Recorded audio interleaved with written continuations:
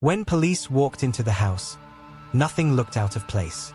No broken windows, no signs of struggle, just silence, and a husband, already waiting.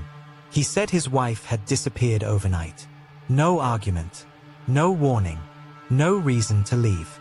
But within minutes, investigators noticed something strange. Because sometimes, the story sounds perfect. Until you look closer. Emily Carter was 34 years old. A quiet, kind woman who lived a simple life in a peaceful suburban neighborhood. She worked remotely, checked in on her parents every Sunday, and rarely went anywhere without telling someone first. To neighbors, the couple seemed normal.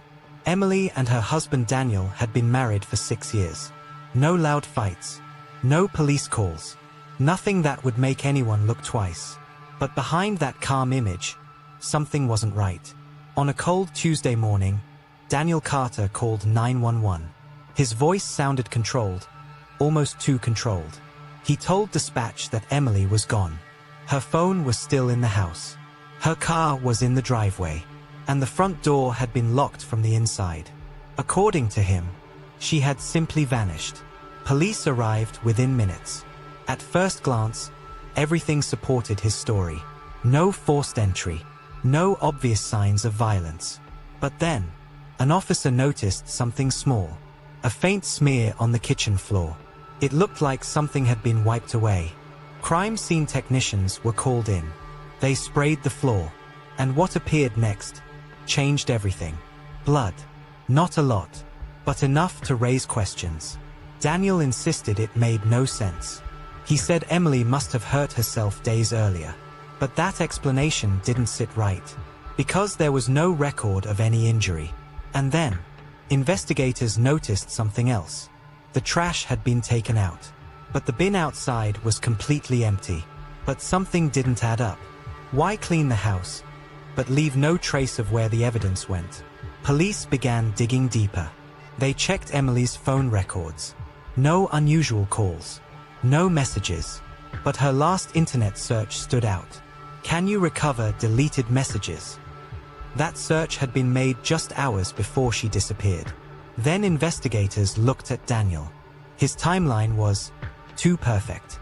He claimed he went to bed at 10:30 p.m., woke up at 6 a.m., and only then noticed Emily was gone. But there was a problem.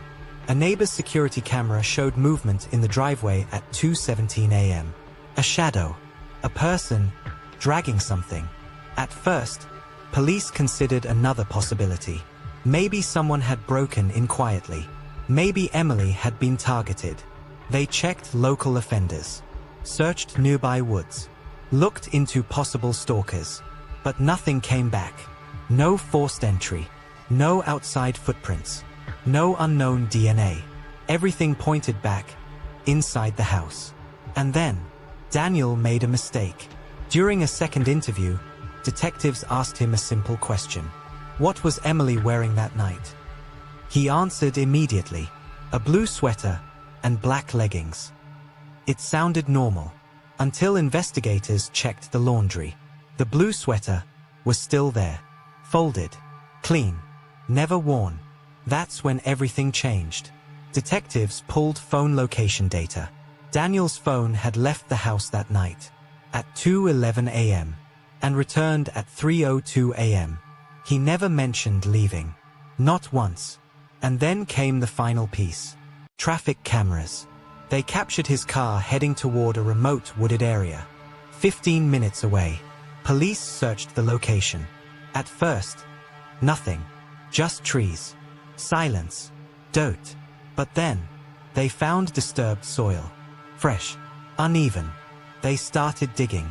And a few feet down, they found Emily. The truth finally came out. Daniel confessed. He said the argument started small. A message on her phone. Someone she had been talking to. It escalated quickly. Voices raised. Accusations. Anger. And then, violence. He claimed he didn't plan it. Said it just happened. But the evidence told a different story. After the attack, he cleaned the kitchen, tried to erase the blood, wrapped her body, waited hours.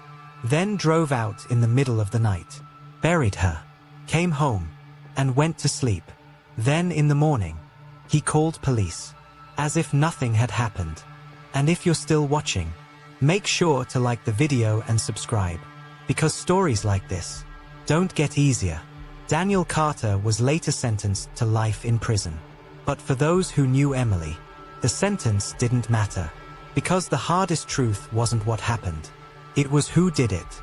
A man she trusted, a man she lived with, a man who knew her routines, her habits, her life. Because sometimes, the danger isn't outside. It doesn't break in through doors, or hide in the shadows. Sometimes, it's already inside, waiting, and by the time you realize it, it's too late.